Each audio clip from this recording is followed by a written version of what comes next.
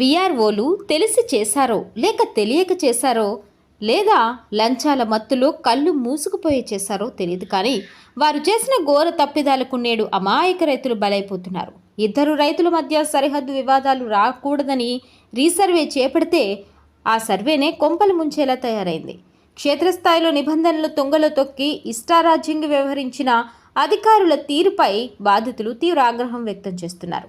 నిజానికి నిబంధనల ప్రకారం ఇద్దరు రైతుల మధ్య పొలాన్ని సర్వే చేసేటప్పుడు ఇరుపక్కల ఉన్న రైతులను పిలిపించి వారి సమక్షంలో కొలతలు వేయాలి. కానీ గత వైసీపీ ప్రభుత్వ హయాంలో జరిగిన రీసర్వేలలో వీఆర్ఓలు తమ సొంత రాజ్యాంగాన్ని అమలు చేశారు. ఒకే రైతును పక్కన పెట్టుకుని ఏకపక్షంగా సర్వే పూర్తి చేసేశారు. పక్కనున్న రైతుకు లబ్ధి చేకూర్చేలా ఒక రైతు పొలాన్ని తగ్గించేసి ఆ తగ్గించిన భూమిని రెండో రైతు ఖాతాలో వేసేశారు. ఈ అడ్డగోలు సర్వేల వల్ల రాత్రికి రాత్రే తమ సొంత భూమి వేరే వాళ్ళ ఖాతాల్లోకి చేరిపోవడంతో రైతులు గుండెలు బాదుకుంటున్నారు.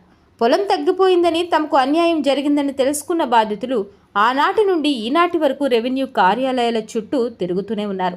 చేతిలో పట్టాదారు పాస్ పుస్తకాలు పట్టుకుని తప్పు సరిదిద్దాలని అధికారుల కాళ్ళ వెళ్ళ పడుతున్నా కనికరించే నాథుడే కరువయ్యాడు.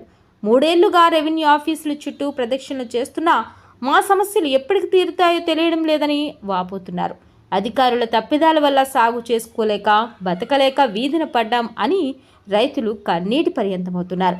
రైతుల జీవితాలను నడురోడ్డుపై నిలబెట్టిన వీఆర్ఓలపై శాఖాపరమైన చర్యలు తీసుకున్న దాఖలాలు ఎక్కడా కనిపించడం లేదని ప్రశ్నిస్తున్నారు.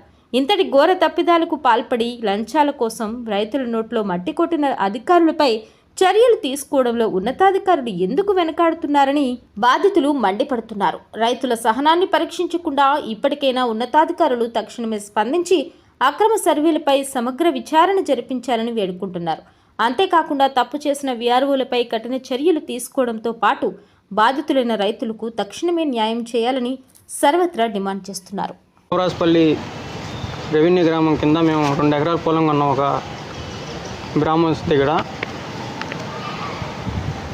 మాతో పాటే ఇంకో వ్యక్తి కాములూరు దిర్శాలి అనే వ్యక్తి 1.40 సెంట్లు కొన్నాడు. కానీ విస్తీర్ణంలో మాత్రం మనది 2 ఎకరాలు లేదు. వాళ్ళ దాంట్లో దొల్లుంది. దాన్ని సరిచేసి చేయమని చెప్పేసి అధికారులకు ఎన్నిసార్లు విన్నవించుకున్నప్పటికి కూడా వాళ్ళ స్పందన సరిగా లేదు. జగన్మోహన్ రెడ్డి హయాంలో భూ సర్వే కార్యక్రమంలో భాగంగా జరిగాయి. చొరవ తీసుకునే అధికారులు రికార్డు ప్రకారం విస్తీర్ణం చూపించాలని కోరుకుంటున్నాం.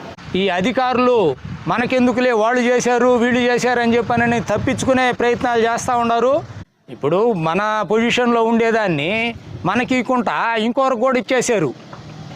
మనకి డాక్యుమెంట్ ఉంటే డాక్యుమెంట్ను కూడా లెక్క చేయకుండా ఇంకొకరికి ఇచ్చేశారు.